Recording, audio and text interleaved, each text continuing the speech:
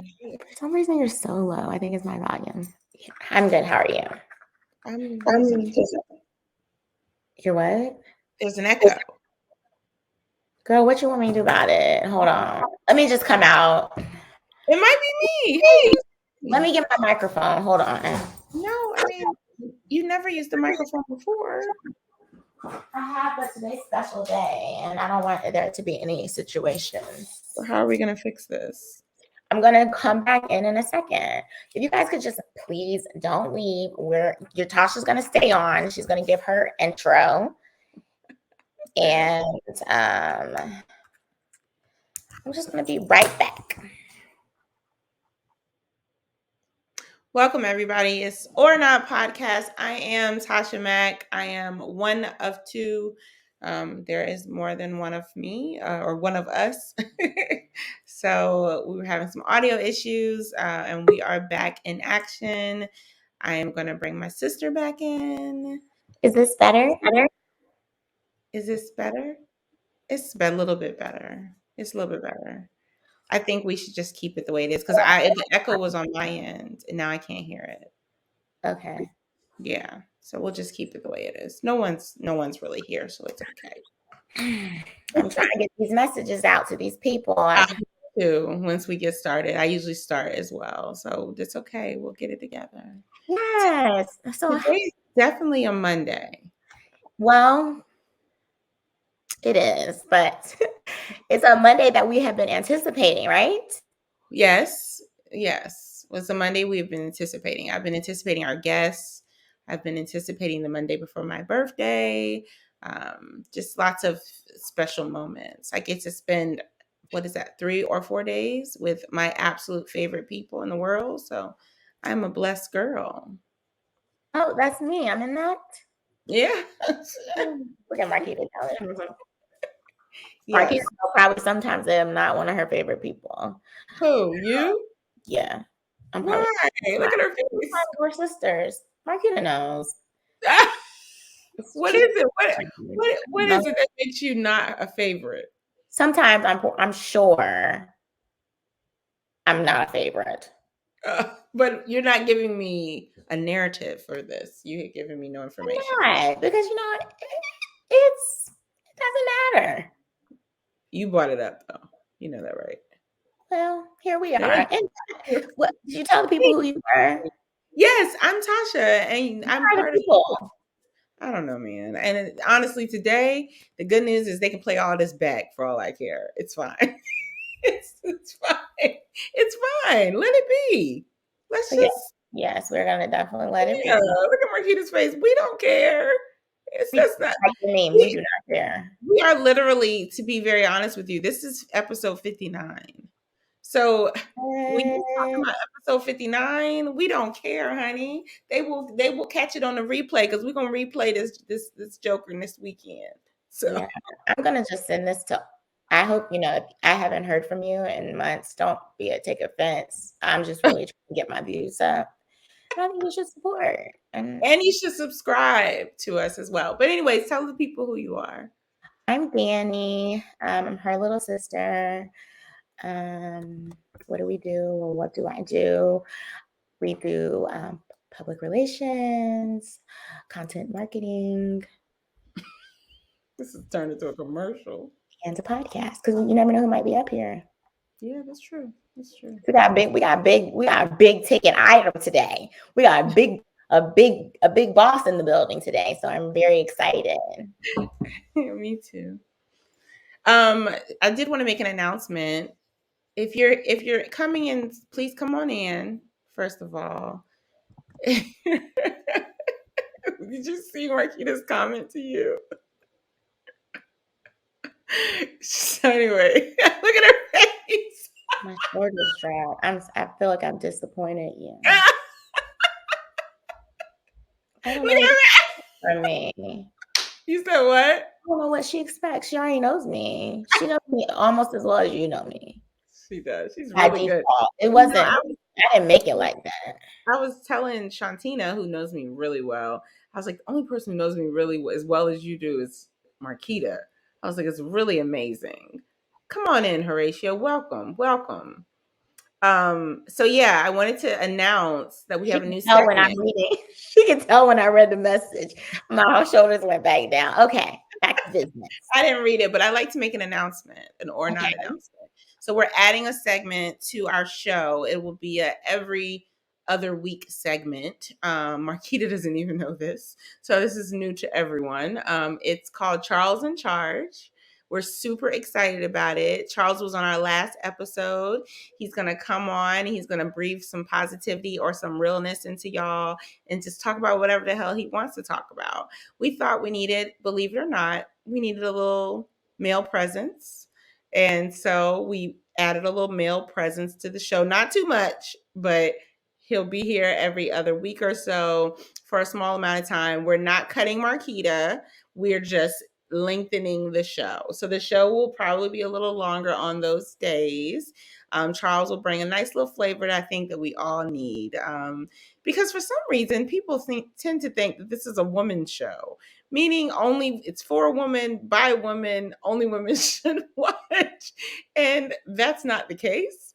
So we are trying to change the narrative just a bit, give you guys a little bit of what the guys or the females might be missing. Our top listeners are actually men, so oddly enough, it's men. But anywho, so today we have a special guest. We'll go over a couple of things and then we will get to our special guest. Our special guest is a hip hop author, hip hop journalist, and her new book, Babygirl, about Aaliyah, is out now to be purchased. And we are big Aaliyah fans around here. So we are super excited, like shaking in our boots type excited. So yeah, that's what we're doing. We did have a topic. We booted it out. So if you saw it flash up on the screen and then it go away, that's why. Because we changed it because we don't know how long the show will be. Whenever we have guests, especially guests that we love, it tends to be much longer. So we don't want any type of interruption, or even if we take it right up to 8:30, we don't want you guys to expect a topic. But coming soon, the topic of your spouse does it matter how much your spouse makes is going to be the next topic of the show. So just stay tuned. Danielle, do you have anything? No, I'm ready to get this show started. Oh, okay. So do you have a Still I Rise? Can you go ahead and do yours and I'll be ready by then. Okay. So really for the Tasha, for the, I don't know, was it the Mac moment? Y'all, I'm just having a day.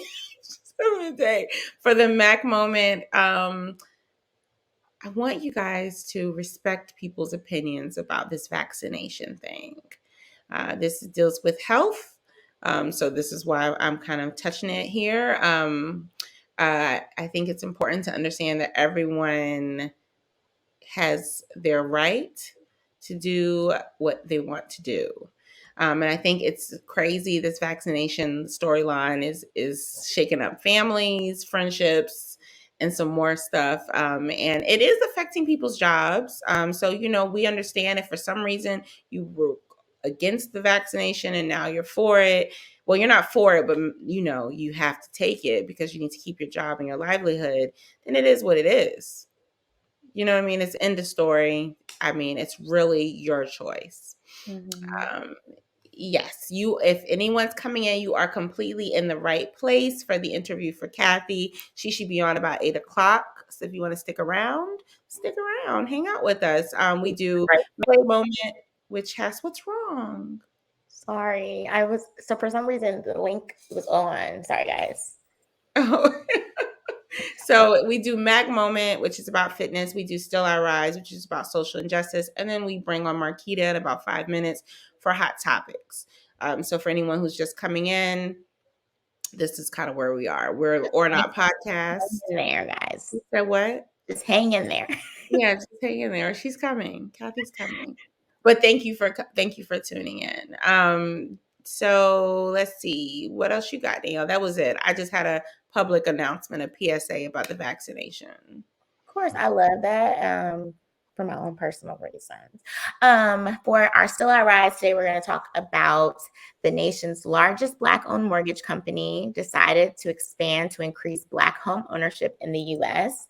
The office is located in Baltimore, Maryland, and it's headed up by Stephen Try, which is a lifetime resident of Baltimore of 5 years, since he was 5 years old. He has 13 years of experience in the mortgage banking and real estate industry. He holds a bachelor's of science in business administration. And so I just thought this was a really great thing for one. As me and my sister are considering doing some investing, I just thought that all people, not just Black people, but I'm speaking to Black people specifically right now because I have found that we do need to work on generational wealth. We also need to work on building an empire of our own. With that being said, we want to have multiple properties, and we can have college funds for our nieces and nephews and etc. so that we're not, we don't have to deal with the stresses of everyday life that me and my sister have to deal with right now. We don't want our kids to have to deal with that. By no means necessary. So I just encourage you guys to do your research. There's stuff out there. There's programs out there for everyone. And let's just glow up, guys. Great. So we can bring Marquita in if you want. Okay, I'm cool with bringing her in a little early. So that way, if Kathy comes in, we can bring Kathy in earlier. So okay, sounds good.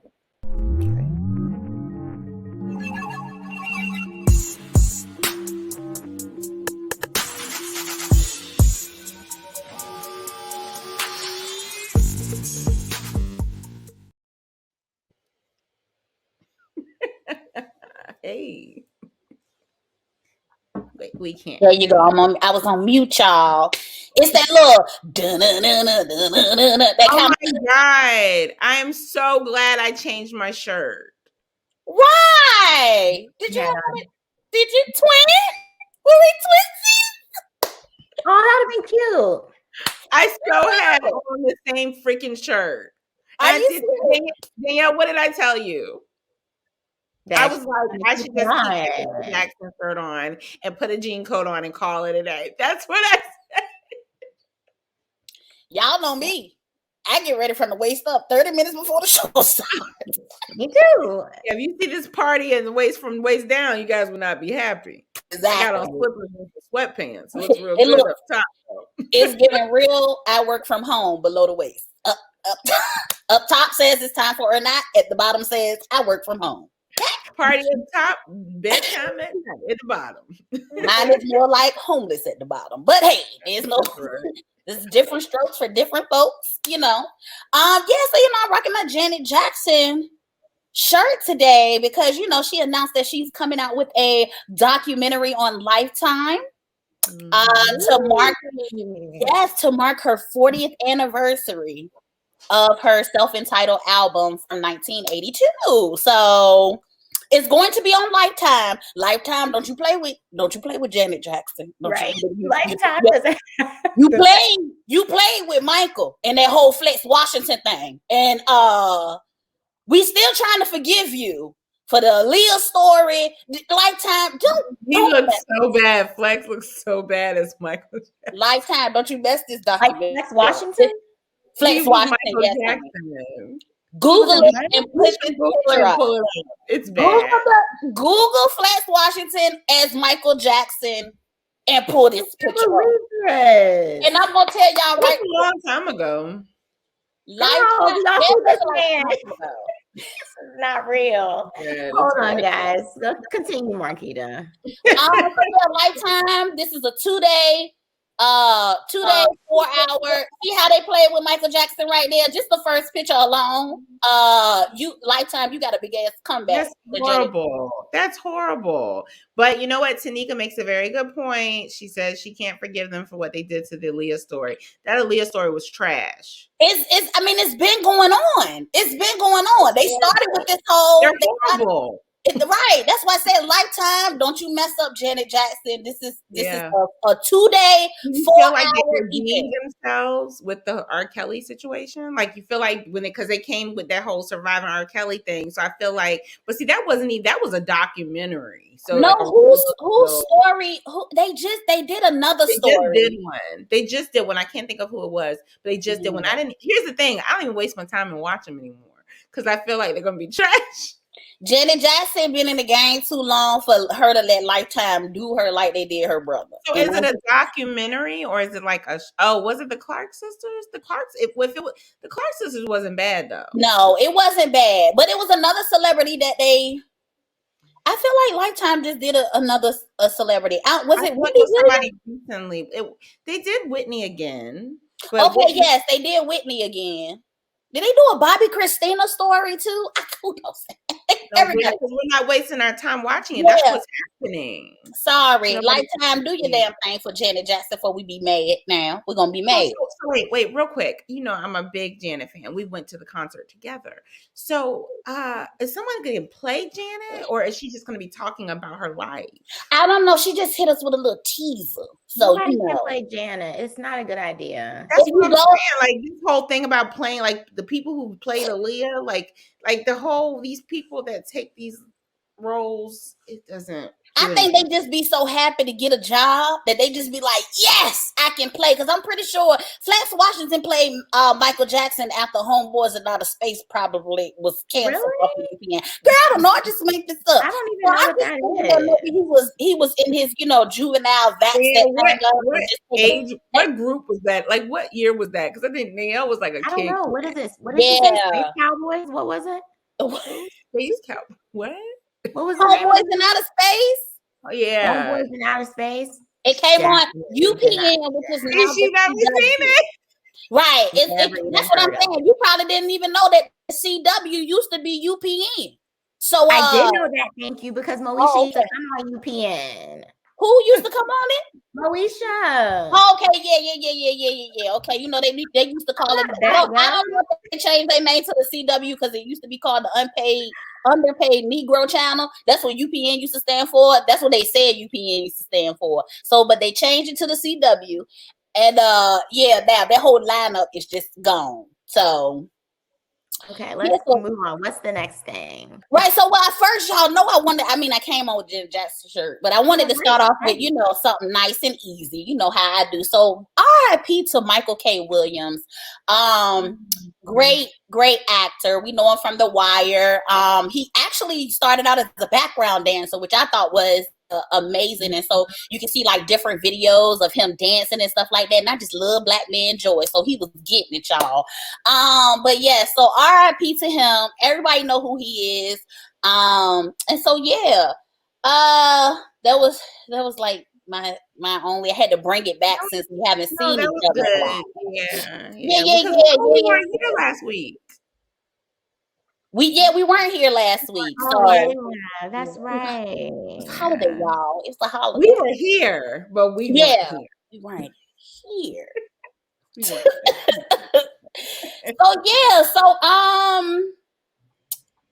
there is. I just got so many things to talk about since we've been gone. You don't got a lot of time. I don't got a lot of time. We don't want to be long-winded today. Well, I'm gonna save this, and before I go. So I'm just gonna skip over that. Ladies, black queens. Now this is for you. I apologize, but Dr.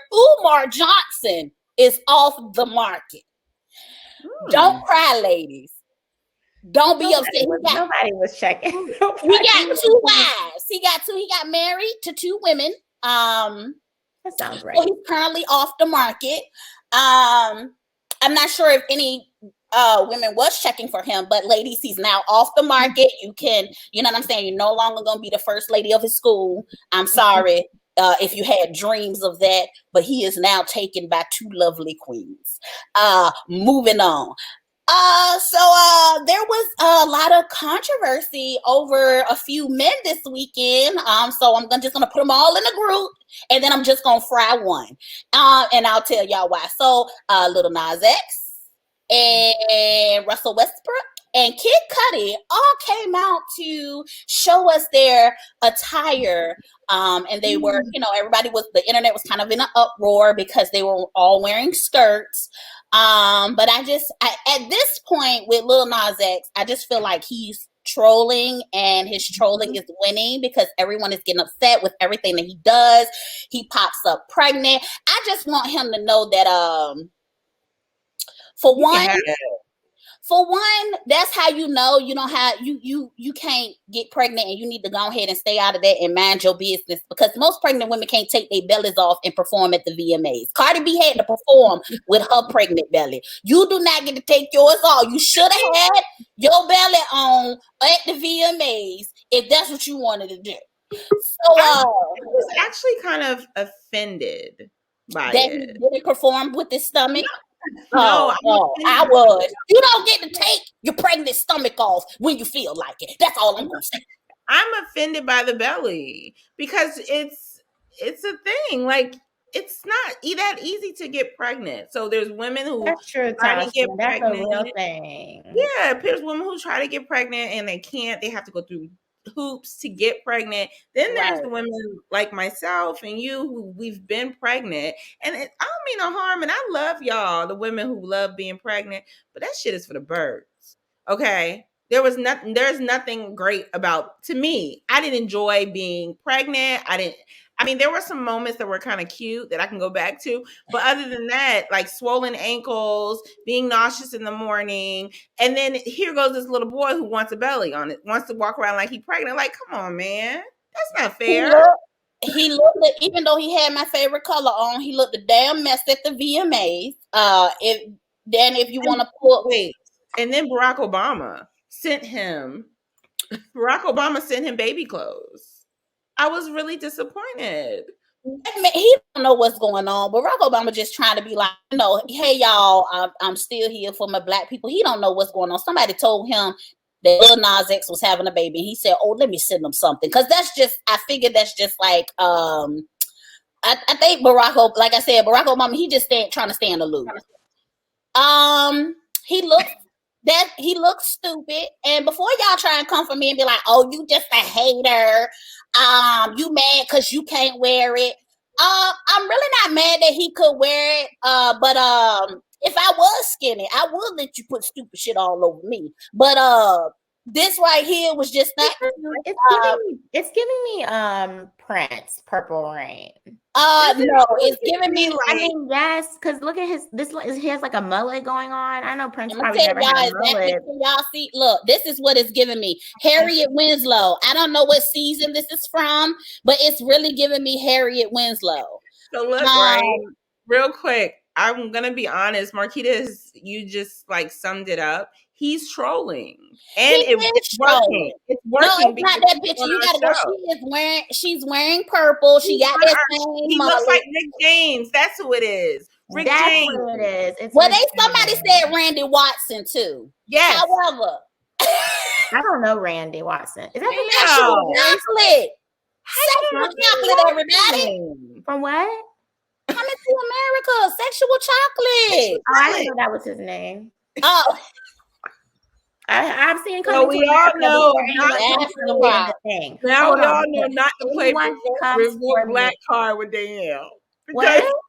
She's gonna that's a point against you. Before anyone comes for me, I know I've seen Coming to America several times, guys, and I am very aware of that. I just didn't know the characters' real names.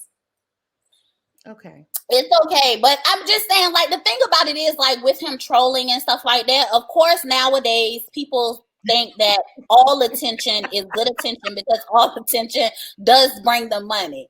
He does look like Randy Watson. Yeah. Sexual chocolate. And if he wanted to be sexual chocolate, he can be sexual chocolate. But you're not gonna troll us with these ugly outfits, though. The thing is, like, y'all look ugly. It's working. Like, y'all are upset with Kid Cudi and Russell Westbrook. That's exactly what I'm about to say. So the clout is there. So whether it's good attention or bad attention, at these days, people get paid from attention. So, like, we talk about how everybody jokes about how Jocelyn Hernandez, her song "Do It Like It's My B-Day, Baby." Everybody joke about that, and you can't take her seriously as an artist. But yeah, she's getting views because we're laughing at her, but she's making money off of us laughing at her. Lil Duval is another one too. He didn't transition over to the music. Him and Lil Boosie got it. Well, I don't know if it's Lil. I don't know. Everybody taking everything off their names now. I don't know if he Lil Boosie badass. But him and Lil Duval have a song, and it sounds horrible. But everybody is. You either gonna listen to it either way. You gotta listen to it to know that it's horrible, and then you gotta listen to it to like it. And so either way, they make money. So I guess we're just out of the times of where you actually have to have talent to do things. Speaking of that, I'm gonna jump on over to these VMAs. Really quickly because we only have a second now. Okay. This gonna that's what it's gonna bring us on in this VMA. So VMAs was given very. I didn't really watch it. I just kind of, glimpsed here and there and saw some pieces, but it was giving me godly Thanksgiving. The fashion. Everybody was in white or aluminum foil. So either they were either you were sitting at a table with God or you were wrapped up at the table of God. Because everybody either had, like I said, they either had on white or they had on aluminum foil. It was nothing really original. Like the performances was. Everybody just was like, oh my God, everybody did the thing. And I'm just like, is it me or does it feel like deja vu? Tell me in the comments if the VMAs had y'all thinking deja vu. Doja Cat looked like Lady Gaga and Billy Porter had a baby. With her fashion, everybody going crazy over her fashion. And she just looked like Billy Porter and Lady Gaga had a baby. Okay, what else, Marquita girl? She's cutting you. I'm cutting you. Me. You can't cut me. I still got time. I do. And then Chloe Haley, she did her performances or whatever, and everyone keeps comparing her to Beyonce. And I just really wish that she would just find her own self as an artist. She's breaking out from her sister, so that's a good thing, but she needs to find her own because now everybody thinks she wants to be Beyonce, and I don't think she wants to be Beyonce. I just don't think that she knows where she wants to go with her artistry. For her to break from, though. Do you hear yourself? You are talking. It's like, is there a delay? Yeah, there is. I don't know I don't know how to fix that. I'm not in the audio. It's fine. I mean, she gotta get attention. And so, everybody was trying to play her and Ari Lennox against each other, where that's what they're trying to do now, saying how like she got 5 million views. Ari Lennox came out with a song the same time too, and she only got 1 million views. But I just feel as though these people. But yeah, I just feel like she just needs to find her own. She's talented, she's beautiful, all of that great stuff. She just needs to find her own as an artist because she's given very Beyonce. Then the whole Normani and Tiana Taylor. First of all, you remake Aaliyah song. Everybody want to remake everybody's stuff. And then they did the whole Janet Jackson, one of her I won't say most famous performances, but like one of her greatest performances, her and Tiana Taylor recreated that. But it was just a whole bunch of recreating, and I guess that's why they look like leftovers, because they just was using everybody else's stuff. So yeah, I wrapped that on around, and now we get ready to do what we listening to, and y'all already know what the kid listening to, y'all. Anita gave us the clearance, y'all. She gave us the clearance. Anita Baker. Anita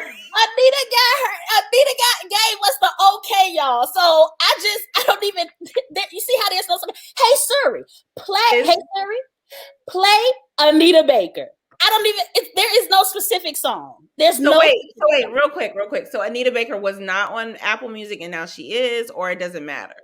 What is it? What is the significance of this? Basically, she has her masters, so we can listen to her music anywhere. YouTube, Apple Music. You want to go buy her CD. If you can find an Anita Baker CD, go buy it because she got her masters back. And we are not sponsored by Anita Baker by no means. We don't know her. Marquita is just a very big fan. You don't know her. I know her. Tasha, what song are you listening to? We don't have to play my song. Okay. So that this is very fitting, and it's fitting, but it's not it's a coincidence only. This is not for the show. So I was super excited because September 10th, Aaliyah's The Red album was put out for the world on all platforms. And if anybody that knows me, I am in love with that album in particular, although Age Ain't Nothing But a Number, like Doo-Doo on a Stick, lyric specifically that my sister hates. I like the first album too, but this Red album is everything, to the point where I was playing it out of a Dropbox for the last couple of years and using a CD to still listen to it. So now that I can digitally listen to it on all platforms, my particular song of the week has been It's Whatever. So I think everybody should take a moment and download Aaliyah's Red album on whatever you got, Spotify, Tidal, Apple, because that has everything on it, y'all. More Than a Woman, Rock the Boat. Hello. So that was a big thing. Like, I literally told my sister about it, and we was like checking before September 10th. It was kind of crazy. But we were like, oh, it's not September 10th. Danielle was like, it says it's not available in the region. And I'm like, well, it's not September 10th yet. So that's my song. Danielle, what you got? Okay, my song is Rock the Boat. So for years we have been without Aaliyah's music, and it's been tragic, honestly. You can either go on like YouTube, have to find, or you got somebody else's song because it's a whole thing. So Rock the Boat is my song that I'm playing over and over again right now, specifically because I love it when she was on the yacht and she had that dance and she was like, let me get up so I can show y'all. She was like, you remember that? You remember that dance? Yes. Oh my gosh, that was so good. And then Tasha had a Nissan 240 SX, right, Tasha? Yes. Listen, Tasha had a Nissan 240 SX back in the day. Her and Shantina were riding, and I was just in the back seat messing with the little cup holder. I don't know how old I was. And Sean was like, have you listened to these lyrics? And Tasha was like, no, not really. Like, I don't really know what they're saying. And Sean was like, girl, I think Aaliyah talking about doing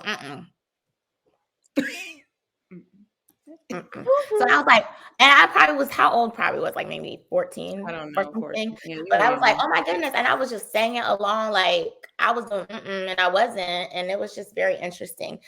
So that's just it's my pick.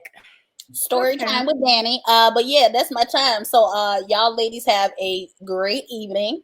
And you'll be back on Monday for a Key West recap. I don't know about how I'm gonna do on Monday, y'all, because I'm gonna need some recovery time. So maybe I'll be here, maybe I won't. Y'all might be watching a replay of this particular segment on Monday, depending on how turned up I get for this Key West. Goodbye, girl. We love you. Bye, y'all. Bye. We are here. The time is now. I'm not gonna hesitate. I'm just gonna bring her in. Yes, that was a coupe, Toya. She was in the trunk. Might as well have been. Toya said you was in the trunk. All right, so I've already introduced her. She is a hip hop journalist. She wrote a book recently called Babygirl about our very own legendary Aaliyah. And there's some other books in the making that are coming up. There's one with Little Kim. There's some books from the past. You guys got to look her up. I tend to mess up people's last names, so I'm gonna have her say her last name so I don't mess it up, okay? Because that's what people do. Unless you have that little Facebook thing, how people that tells you what the person's name is. You ever see how Facebook does that? Yeah, I want to do mine. Be like, it's Dan I-L. Oh, okay. Yeah. So we're gonna bring Kathy in now. Hi. Hi. It's Iandoli. Iandoli, I love it. Thanks. You're welcome. And Dan I-L. Yeah, that's the best I could come up with, Kathy. I mean, you're kind of putting me on the spot here. I've heard some interesting things about you. I like your shirt. About it a little offline. Yeah. You guys should talk offline. Yeah. Yes, thank you. This is from Target. It's a Target special, the men's section. Oh, did y'all see that? Right. I didn't appreciate that it was only in the men's section. I'm rocking my cross colors Tupac hoodie. You know. Ooh, that's cute. 25 years since Pac has been gone today. Today, Wow. Tasha is a very big Pac fan. And for a very long time, we were doing some investigating on how he came out with Machiavelli, and then we all know who Machiavelli is. Kathy, I was a huge. I named my cat after Tupac. His name was Shakur. Yeah, yep. You can laugh. Everyone else did.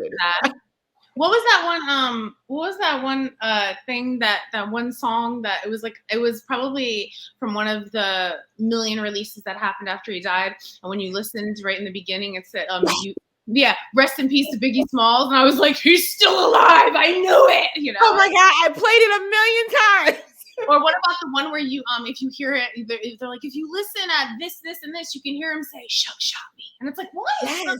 Yes. And you could hear it. Like, I literally was that girl. I watched every YouTube, every recording. Yeah. So that hoodie is dope, and I don't have it. So you're gonna have to tell me where you got it from. Just send me the deets. That's all. I got you. So tell us. I don't even have my questions ready, Danielle.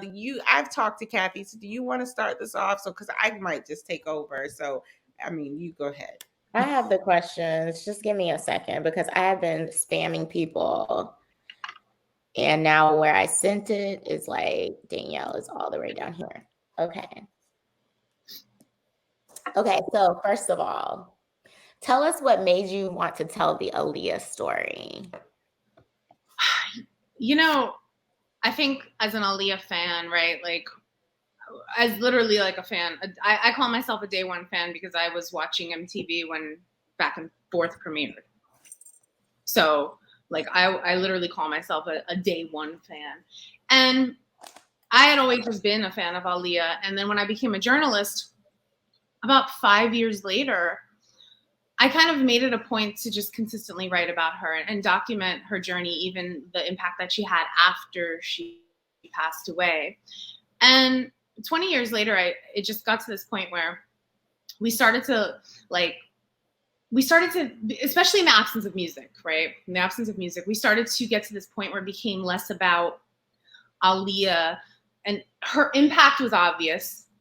So many people were being influenced by her, but rarely was the credit being given to her, but then there was no music. And it started to get to the point where she did become a face on a shirt only.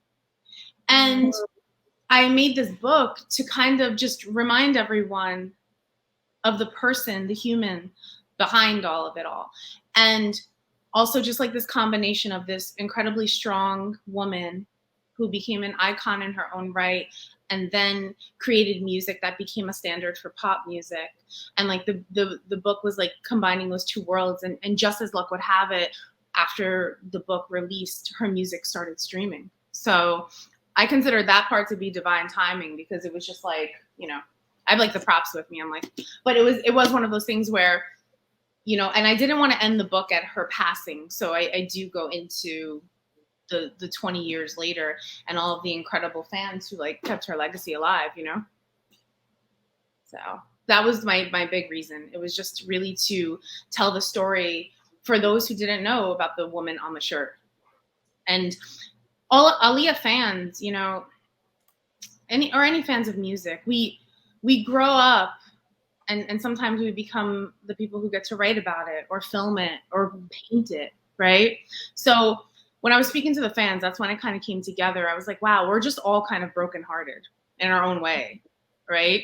And some of the fans create Instagram pages, some of the fans make art, and like I made a book. So it all kind of just came together, and it didn't click for me how much I needed that for myself as a fan until I spoke to other fans who were just going through 20 years of grief. And yeah, it was a journey, but I'm so happy with the feedback. People, you know, sometimes, especially when it comes to things that people don't actually open up and read, it's hard to get a little bit of backlash. But then every person who actually opened the book was like, oh, I'm like, yeah. So yeah. So did you have to do a lot of research, I guess, or you did? Tell us a little bit about that. Was it hard? Was it easy? The research process was difficult because there were so many people who wanted to speak off the record and give me kind of this story. And as a journalist, You can't just write something and be like, well, that's what I heard. You know, you need something to cross-reference. Then you need just a bunch of people who are willing to talk on record. So it was a combination of having these conversations off record, on record, researching, fact-checking. I mean, I'm talking about everything from articles and interviews to court documents. And then there was just also the piece where I was working in the industry while Aaliyah was still alive. So there was a point where like I knew certain things but I couldn't just be like, well, that's what I heard. So it was like taking all the things that like I knew and then pairing it with actual articles and other proof, because you can't just say something to say it. So it was difficult because you're also telling a story about someone else's life. And they're not here to tell it with you. And what was difficult for me was my collaborations with artists. They've been alive, right? And I mean, you know, rest in peace to Prodigy. When I was writing with Prodigy, you know, he was right there. Writing with Kim, she's right there. So not having her with me made it was hard, but it was also heartbreaking, right? Like, you know, you don't get to celebrate the wins. You don't get to have the little celebration of we did it, you know? So no. So I'm one more question, Danielle, I promise, and then you can jump back in. Was it emotionally rough on you? I mean, as an empath, something like that would be hard for me. I think I would do it because you know what I mean? Because I'm a fan, and I want to, and that's my purpose. But at the same time, did it take a toll on you at all? So I wrote the book in the heart of the pandemic. I actually started during lockdown. And I was going on a year since my mother passed away. So after my mom passed away, I finished editing my first book, God Save the Queens. And then I literally went into, you know, book tour mode and everything went really fast, right? So I was just like, boom, boom, boom, boom, boom. Book comes out. I'm finishing editing, all this stuff. The book comes out. I'm on a tour. I'm in book tour in New York. And then I go into Los Angeles. I literally landed the plane. Well, I landed the plane like acting like I'm like the pilot, but I literally got off my plane at the end of February. I had a birthday because my birthday's at the end of February. And then I just like bought a bunch of groceries and locked down because we went right into quarantine, right? Because when the plane landed when I boarded the plane in LA had their first case of COVID. So it was like they were the first one. So I was just like, oh, this is going to be bad. So I was already masking since January. So I was just like, oh, you know, so I'm wearing my mask and I'm, you know, already masked up, landing the plane and just locking it in. And that's when I started the journey. And the thing for me was I never sat still. So the grief of my mom hit me when I was sitting still. And now I'm writing about my favorite artist dying. And my favorite person already died. So I'm just sitting there. And then you're going in New York City and there's trucks with bodies. So for me, being the Pisces that I am, I just spun myself into inertia and I wrote the death chapter first. I would like, go through it. And then I wrote the R. Kelly chapters. And then I cried for 2 weeks and I put the book down and I literally did nothing for 2 straight weeks. And then I picked it back up and I kept going so that when I ended the book, my hero was still alive. Oh, that's so smart. So yeah. And that's literally, that's the process. So that was, the beginning part was terrible. It was awful. And I hated it because I hated revisiting it, but I did just get to a point where I was like, okay, but now it's happy because she's, and you know, the beauty of it all is that a year has gone by and you can go into like Times Square and there's like a big Aaliyah billboard. And I'm just like, what, wow, like these are the proverbial flowers that she deserves, you know? Yeah, definitely. That was kind of the whole thing about it. Well, thank you, because I mean, that wasn't easy, and you know, we appreciate it. And it's funny because now the book is on my coffee table in my den, and it feels like it's so perfect. And I'm a big Amy Winehouse fan. So there's the Amy book, and there's a Kobe book, and now there's an Aaliyah book, and it's yours, your book. I'll send you a picture. But yeah, I thank you, because I don't know if I could do it. I remember when I heard the news on the radio that she had passed. I was heading back to college for the weekend or something, and it's funny you said that about the whole grief piece as a fan, because I think we've been stuck. Literally, I listened to the albums and the music as if I did, because when she passed, that's what you did. You wanted to be close. So you listen to it all over and over and over again. And I guess, call me old school, I literally listen to Aaliyah every day if I can.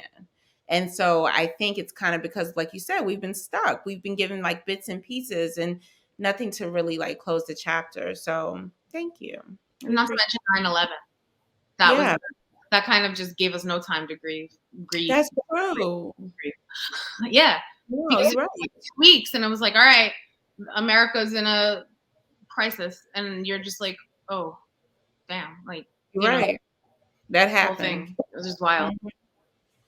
Danielle. Okay, so I'm over here like trying to keep it together. So I'm not gonna cry. I'm gonna try not to.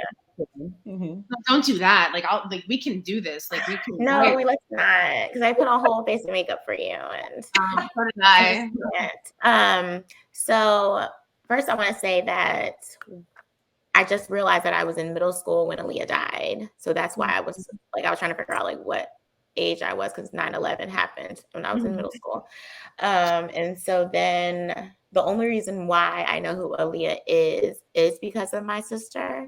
And I said this last episode, like my sister has my dad is like a very big music fan. So we like know all the old stuff that's good. And then my sister was able to teach me like all the, I guess, current stuff that's good.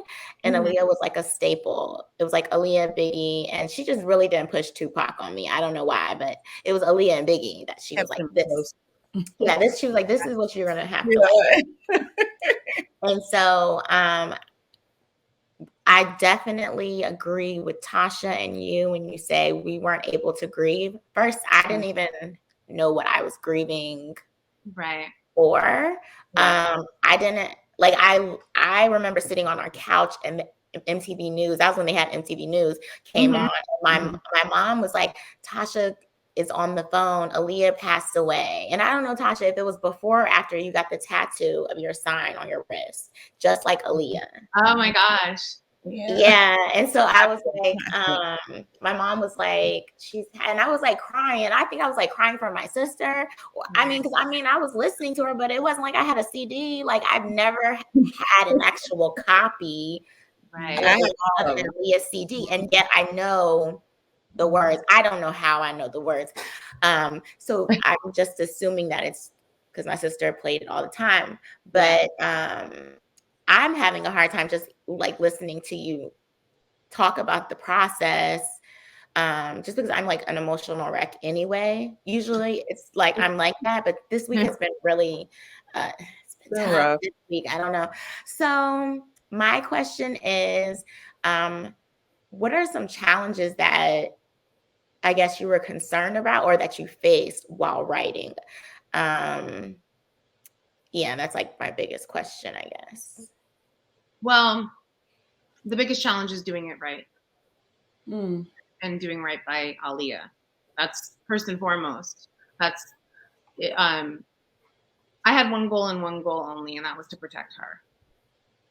So along with getting the story as correct as you possibly can without the person being here. Those are the ultimate goals. So for me, I didn't want to turn it into a situation where it felt like I was writing a book to write it. You know? I didn't want to make it seem like it was some sort of a money grab, even though that became the favorite social media jab for anyone who read a headline and not a book. But I actually sold the book in my proposal saying that I wasn't going to talk about 94 and 95 because I wanted it sure that if I did it, it was my decision and I did it for free. Because that was my karma. Like I didn't want to, like karmically, I was not going to make, because people were ready to throw money at the idea of going in on 94 and 95, which I did, but I did it for free because that was the thing. I didn't want this to be just another salacious book, and it's not a salacious book at all. I'll say that much. You know, that wasn't even the goal of the book. The goal was to honor Aaliyah. So getting that part right and being as delicate as possible with subject matter that not everybody is very willing to accept, and doing it in a way that's still respectful to what it is that people are reading based upon what it is that they thought that they knew. You know, we all kind of messed up in our assumptions about that time period when, as it pertained to her. And we all kind of messed up in how we described that narrative that went down. And we all kind of messed up in not giving her a title of survivor. But I was happy that I was able to do that. And I consider myself to be the first one to call her that in print, right? And I stand by that. So those were probably the biggest challenges for me, you know. And then there's just the idea, I'm a white woman in Black music.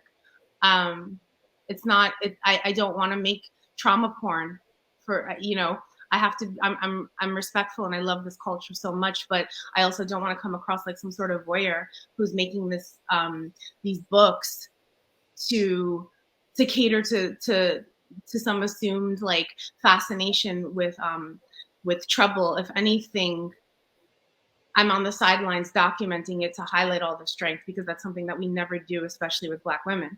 And that's the same thing that I did with God Save the Queens, because, you know, we can paint the picture of a superhero, but we never talk about what it took for her to become a superhero, you know?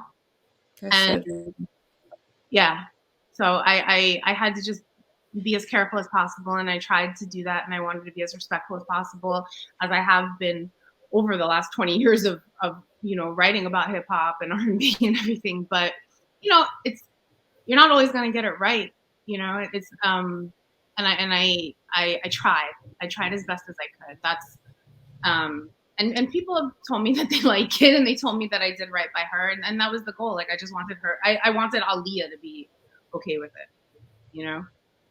I think it was brave. I don't think a lot of people, like you're saying, I think the people that have tried to do it, they did it for other reasons that weren't good reasons. And I think that just doing it for her was the right way to go. And, you know, it's nowhere but up. I hate to switch lanes, but there is another book coming out. So I'm like, which one do I pick up? I don't know if I have the right one with me. I was going to say, if you wanted to tell us a little bit about the book about Little Kim, that would be cool. The Queen Bee. Queen Bee. Can't talk much about it, you know, obviously. Right. But Kim, it's about time Kim's telling her story. I mean, this is a person who had everyone tell the story for her for so long, right? And a person who also single-handedly changed the way feminism in music was perceived, right? And this is her time to talk. It's her podium. It's Kim at the mic, but in a different way. And I'm just so happy. Like Little Kim is the reason why I'm a journalist. I pulled up on her at a TGI Fridays in Jersey in 98, either 98 or 97. And I like literally pulled up and I went up to her and I was just like, excuse me, Miss Kim. I had a keychain that said the Queen Bee on it, and it had like Italy. It was Italy and Queen Bee. Like, so I go up to her and I go, I just want to introduce myself. I'm the other Queen Bee. And like I showed it to her, and I was like, and I want to offer my condolences on losing the love of your life. And now I think about this script, and I was like, how she didn't just look at me like, are you kidding? So she said to me, she was like, I was having a really bad day. She's like, and you brightened it. And she's like, come sit and have dinner with me. And a year later, I started working in the music industry because of her. Like I owe it all to Little Kim. And and she said to me before I left, she was like, let me tell you something. Wherever I am, you always have a seat at my table. And I was like, and I went home and I went to my mother and I was like, I'm so Kim. And like, you know, and I always called myself the Queen Bee because of Little Kim. I'm looking around my house. Like right now, there's like, I have so many things are about Little Kim, right? And I went home and I was just like, she was so good, right? I went and I started working in the music industry, and like a couple of years later, I had to interview her. So I went up to her and I was like, "Hey," I'm like, "I don't know if you remember me." I was like, "But I was at a TGI Fridays," and she's like, "And we had dinner together." And I go, "Yeah," and she's like, "You still got a seat at my table," and I was like, "Oh God." Right? I'm like, it's happening. So over the years, you know, Kim and I just developed a friendship just from working in the music industry. And Kim was incredibly close to another dear friend of mine, Prodigy. So, you know, when Prodigy passed away, I called Kim. Like I was the one who told her. And it was we had this very unique bond. And then I kind of like, when I was doing God Save the Queens, I went up to her. I was interviewing her. And I was like, "You going to be in my book?" And she goes, "You going to write mine?" And I was like, "We can make it happen." So that was 3 years ago, and here we are. Yeah, That's amazing. I'm just a fucking fan who writes. It's just one of those things. Like there's always like, I don't know. So yeah, that's how the story went. So I have to tell you, for the listeners, me and Kathy had a conversation that literally it went from me telling her about the show into us felt like best friends overnight. And she mentioned something about, we're going to ask her who her top 5 hip hop artists are. But she mentioned that she wanted to put Lauryn Hill 5 times. And Kathy doesn't know this. Danielle, do you want to tell Kathy before I tell her? Okay, Kathy. Basically, first of all, our whole family likes Aaliyah. I mean, Lauryn Hill. Mm-hmm. It's really bad. It's to the point where I still listen to Nothing Even Matters every day. So my sister, I don't know what age she was. She must have been going through a really rough time. And she just kept playing this one song. And it's funny because my dad said when he was young, he played one song, kept over and over again. My grandma was like, shut it off. That man is hurt, something like that. So then my sister is like playing the song, and I kept listening through the other wall. We shared a wall, and I'm like, is she literally singing out loud saying, "It'll be all right, T," as in T was Tasha. T for Tasha, not "It'll be all right, T." It was "It'll be all right, T." And I was like, then for me, I was young. I was like, who is T? Lauryn Hill? Like, did I miss something? Do you know this person? And so once again, our music tastes are very similar. We literally will belt out an entire Lauryn Hill song. Like we're having a performance. It's my whole family, my dad and my mother as well.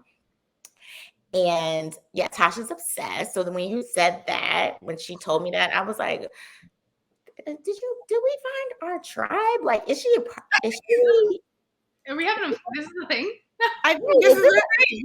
It always happens like that. Tasha always meets someone first, and then she's like, she gets acclimated with it. And then I think she's like, okay, can I bring my crazy sister along? Like, because I am a lot. And so, at some point you grow to love her, and then you're like, well, she's like an accessory that you can't do without. So, but no, the love is real for Lauryn. The love is real. It's She's so real. Over my bed. I've seen her perform a zillion times. I've met her years ago when I was like 16. I have her album cover tattooed on my body. You want to see it? That's what I was getting to. Show her. Yeah. Again, I may have to take my coat off. But anyways, yeah, the love is like real, I think. Can you see it? Oh my God. I love that. It's so good, right? Yeah. I know. I would have done that too, but the locks and the darkening, and I It was a lot. It took a lot of nerve because I was really like, should I put somebody else's face on me? But Lauren it's just short answer, yes. Yeah, for Lauren, yeah. I mean, it meant everything. But I had to tell you that before you got into your top 5. I was like, I have to tell Kathy that, like, everyone knows, like, don't talk about Lauren. Don't talk about her lateness. I don't want to hear about it. Like, just move on.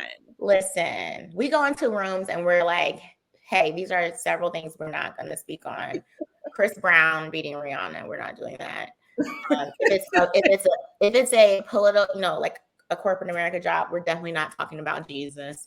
And if you like Lauryn Hill, we are not talking about how she supposedly is late, because I've never been to a show where she was late. Hey. I don't know who these people are. Like, I'm like the Lauryn Hill shade, and then after the Nas album, as soon as that song came on Nobody, I don't want to hear anyone ever again. I almost died for Lauryn Hill. So after I met her at the Miseducation signing, I was so wrapped up in the fact that she shook my hand that I almost got hit by a cab. And I get it. It was really bad because it was bad. Like when I think about my life before working in the music industry. Yeah. And I'm like, what was I doing? Like, the thing that was crazy was a month before I almost died because I jumped onto the AstroTurf at Giant Stadium to run to Aaliyah on stage and like have this moment with her. And it was like, when I think about like some of the things that I've done, like, and I'm just like, like literally, because, well, I'll tell you, I was Budweiser Superfest, and this is, I'm so pathetic. So it was Budweiser Superfest. So anyway, so Funkmaster Flex had Lauryn Hill in the studio at Hot 97, and they were premiering Doo-Wop, right? And they're like, oh, we're taking callers to talk to Lauryn Hill. So I get on my phone, 1-800-223-9797, and I just keep calling and calling and calling. And then finally they go, hello, you're the 97th caller. And I go, hi, is Lauren there? And they're like, Lauren who? And I go, Lauryn Hill. And they're like, she left already. And I was like, what is this pre-recorded shit? So they were like, they're like, but you won tickets. And I go, to what? And they go, Budweiser Superfest. I go, who's all going? And they were like, LSG. And I go, who's that? Like I always hated that it was called Levert, Sweat, and Gill. It sounded like a law firm. Listen, we know. I was like, LSG. I was like, all right, but okay. I'll just, can I check the Sweat? Like, I like Kim Best and like a little Johnny Gill. Like I was just like, and they're like Casey and JoJo. And I was like, are they going to sing that song? And then it was like LL. And I was like, oh, okay. And then they were like Timbaland and Missy. And I was like, oh, there's an opportunity. Aaliyah might show up. I was like, oh, I'll take those tickets. So she wasn't even worried about the fact that it was Timbaland and Missy. She was like, who's in the crew? There is a promise. So I went to Hot 97 for the first time and I got my tickets and I went with my cousin and we were in a nosebleed. Like it was like the section 347 of like Giant Stadium, which is like you're practically in Denver with the altitude. So I was like, okay. And then they were like Missy and Timbaland came out, and Nicole Ray came with Mocha, and I was like, this is hinting that somebody's telling me something. Yeah. And they were like, we brought all our friends with us, and we were like, so we run down the steps. There was this winding staircase in Giant Stadium, and then there's like this big thing, and then there's AstroTurf, and we jumped, and like my cousin has a scar still from jumping, and we just we started running, and like we ran just in time for me to slap against the stage, and there's Aaliyah coming out singing "Are You That Somebody?" And I'm like looking at her like I was like you're like, I'm that somebody. I felt like that kid at the Beyonce concert who's like that me, and I just like looked, and like we made eye contact, and she was like, and I was like, right. And then the best part about this whole thing, and I don't know why I still think about this, and I tell anyone who will listen, is she sang the hook to Pony for Genuine. Huh. I needed that moment. Like I needed that moment, right? So, and the weirdest part about it is when you're done at the stage running, how do you leave a giant stadium? Because now you're like, I don't remember. I think I levitated home. Like, I don't remember going home that day, right? I don't think that mentally I never left. I'm still that girl that's on the stage staring at Aaliyah, right? So somehow I made it alive to a month later to meet Lauryn Hill and then almost get hit by a cab. So listen, it was just Your stories are awesome. no, I'm just an embarrassment, but I'm just glad that now like I get paid to be embarrassing, you know? Crazy, you are not. listen, So we give me your top probably 5. I want to hear it. Who are your top 5? Oh, this is so aggressive. So sorry. This was the hardest part for her, everyone, was this. Dylon. No. So Dylon. Lauryn Hill. This is in no particular order. Right, no order. Did she say Dylon like fire, spit fire? I'm done. So Lauryn Hill, Andre 3000, Black Thought. I'm gonna say Pac and Biggie just because of today. But realistically, and like my earring fell off because I feel like Tupac he's like, good job. But really, I might say I might throw in Jay-Z depending on the day. I will always say Little Kim too. I don't believe in the number 5. Can we say the number 7? Okay, let's go with Divine 7. number. Fine. But Prodigy. 7 on her arm. 7. Yeah, see it. So Lauryn Hill, Andre 3000, Black Thought. I've been thinking about this all day, by the way. I didn't think of a plot twist where I decide my own number. Black Thought. Plot twist. Pac, Biggie. You're 5. Prodigy and Kim. 7. Yeah. There. You made it. I did it. We did it. We did it. So the best way to end this is to talk about the Oracle cards. Yes. It's called the Hip Hop Queens Oracle cards, right? Quick, Hip Hop Queens Oracle deck. Oracle deck. Tell us about it, please. So, tell us what you can. Tell us what you can. Yeah.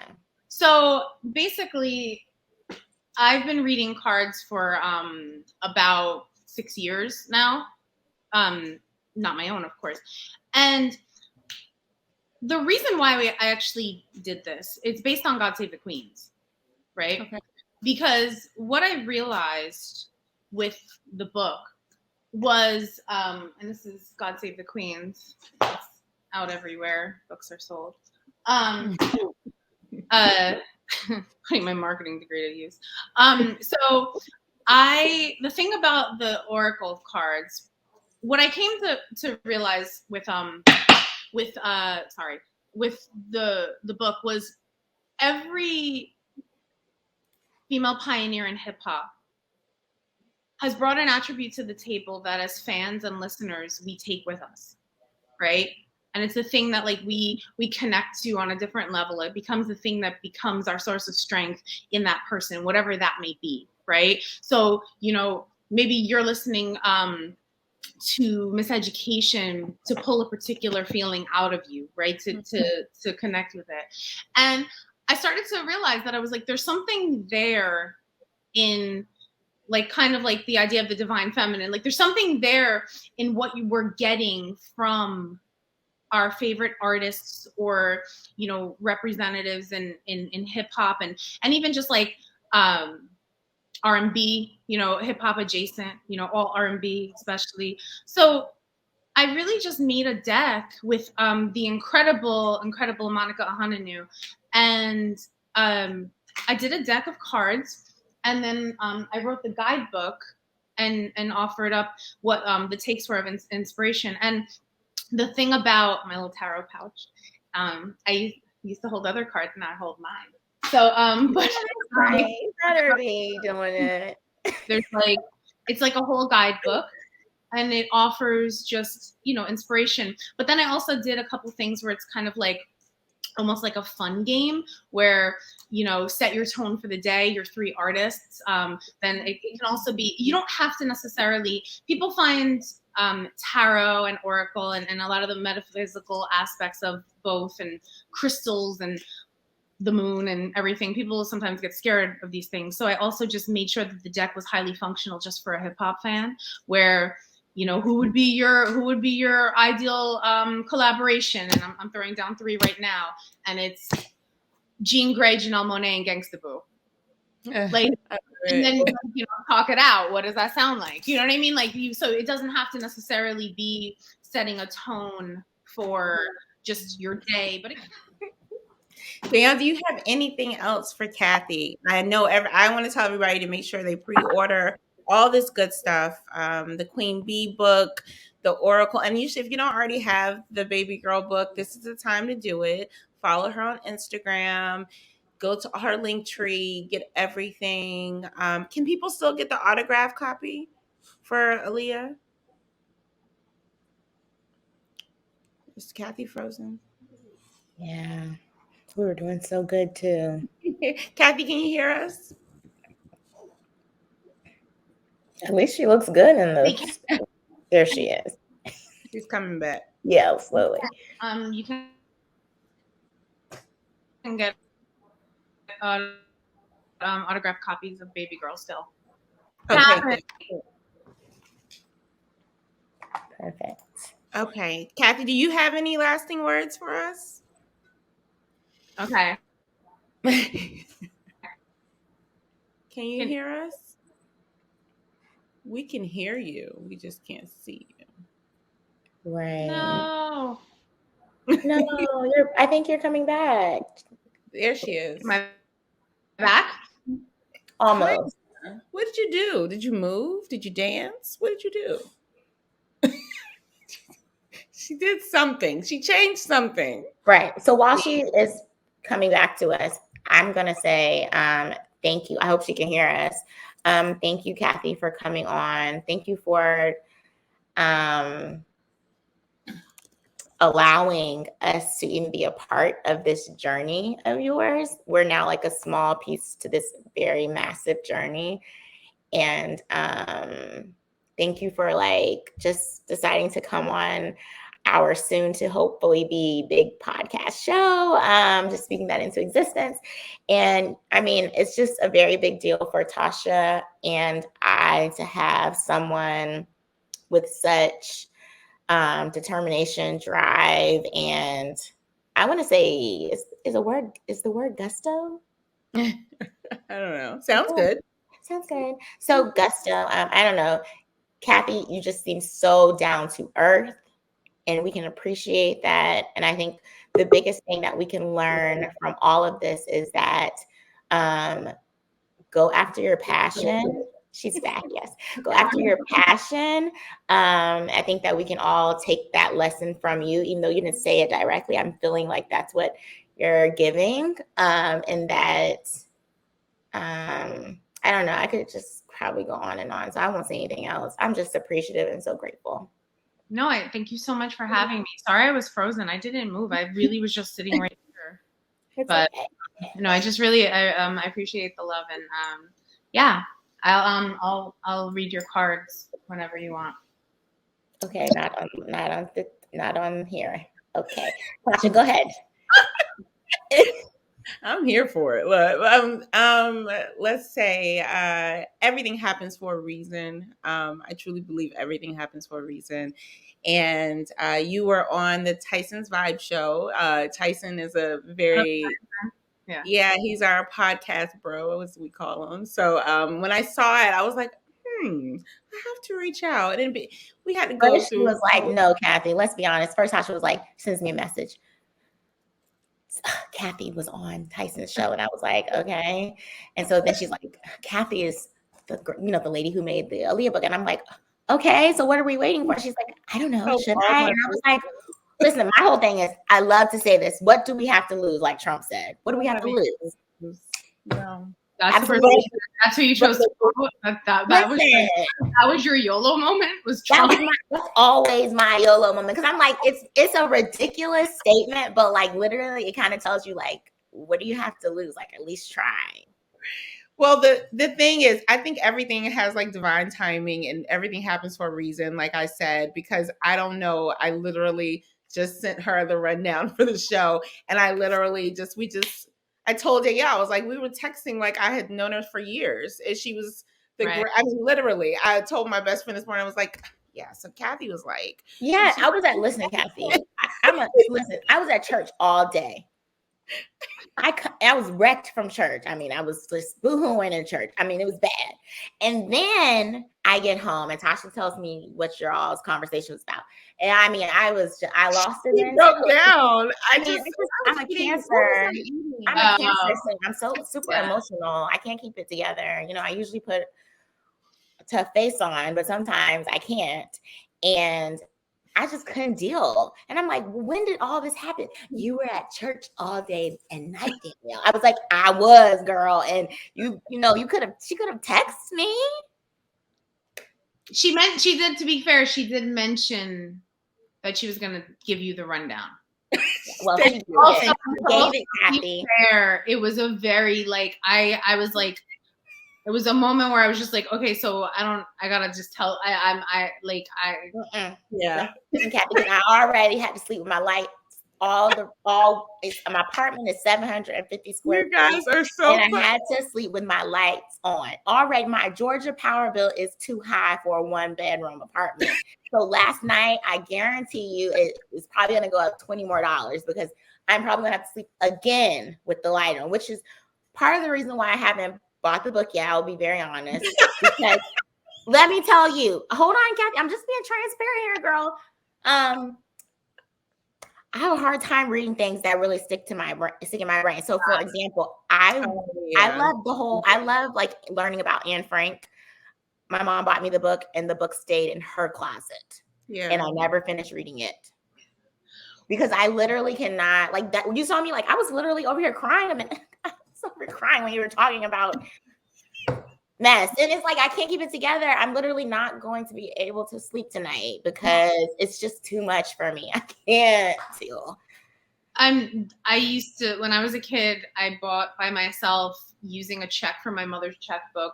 Time magazine had these things called Mysteries of the Unknown, and they talked about all these conspiracies and things. Like, for example, Abe Lincoln had a dream before he died that he attended his own funeral and all this other stuff. Yeah.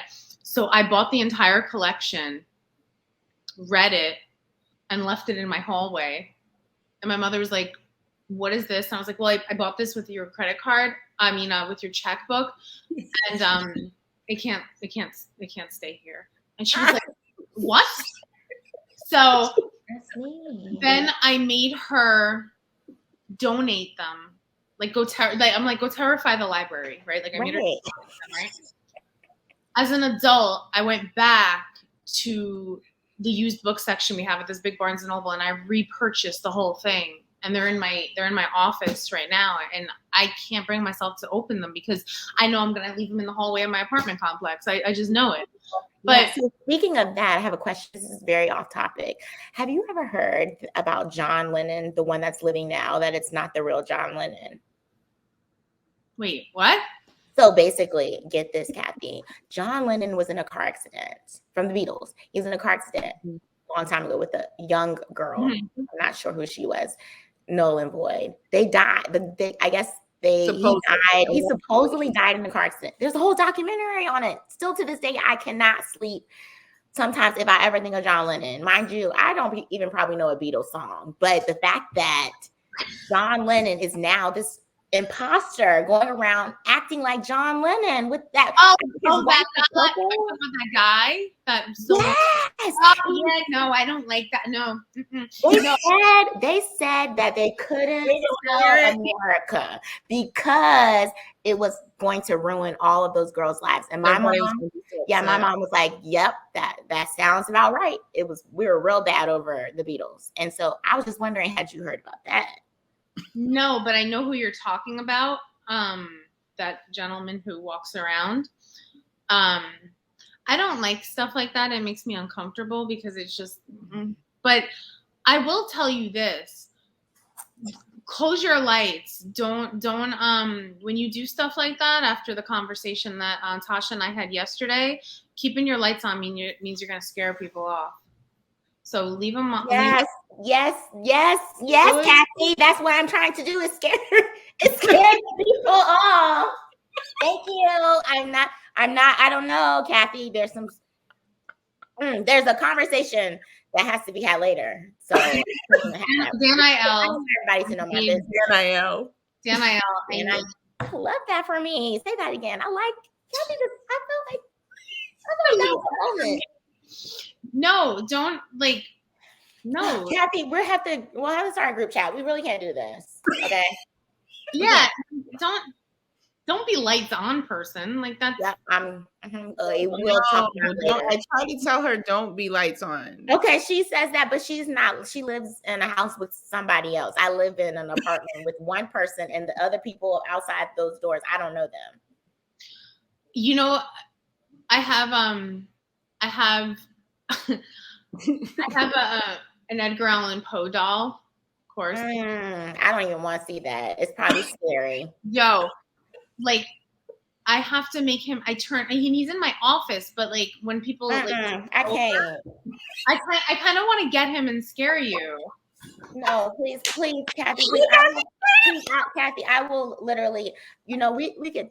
I don't even know if a group chat is safe at this point. I'm not sure. Maybe y'all start the group chat, see where that goes, and then you add me in after the Edgar. Kathy's about to become a cousin. No, I think Kathy's already a cousin. You're our cousin now. Kathy, are you Italian? I am. Well, guess what, Kathy? We have Italian in us. Now we just have to find out if we are related and we're in there. But I'm not willing to be the cousin. I don't want to be. That's Mike from church. I don't want it to be. Mike, do you want to see an Edgar Allan Poe doll? No, Kathy. Listen, we don't want to see it.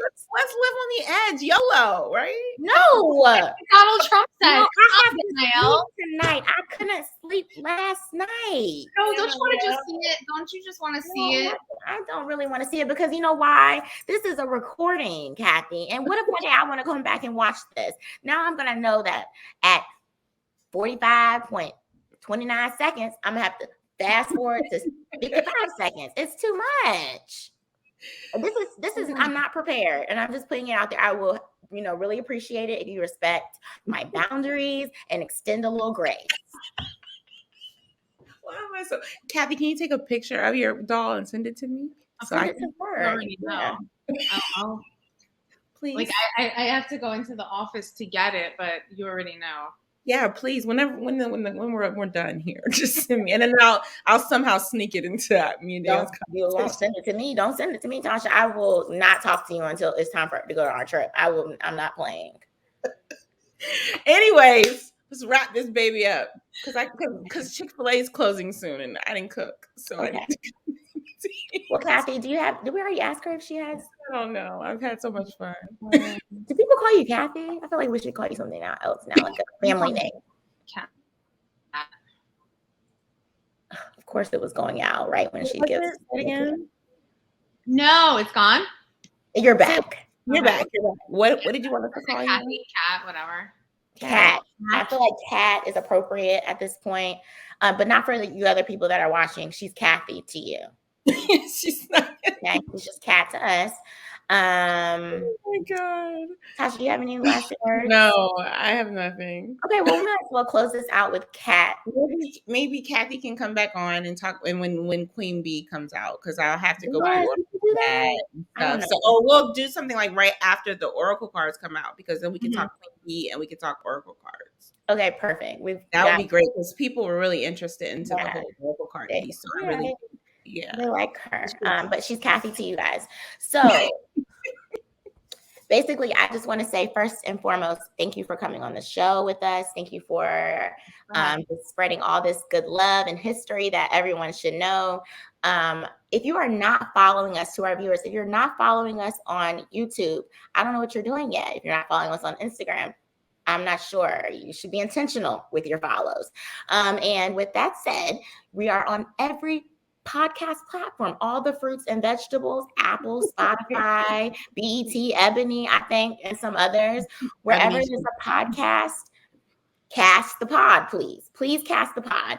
And so with that said, we hope that you have been able to gather some new knowledge from this, allowing us to pour into you so that you can go out into the world and pour into others.